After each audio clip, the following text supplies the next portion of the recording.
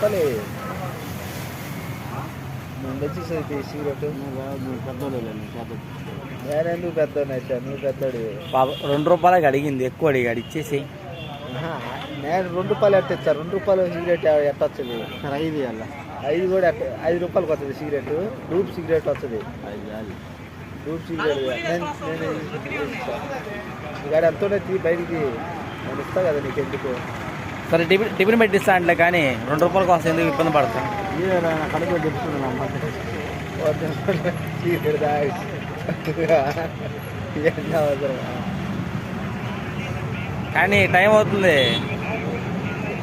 ₹2 తెస్తాడు. 5 లేదు. ₹2 మళ్ళీ ₹5 వచ్చింది. 5 రూపాయి ఏదైనా పుట్టు గడుపుకునే వాళ్ళు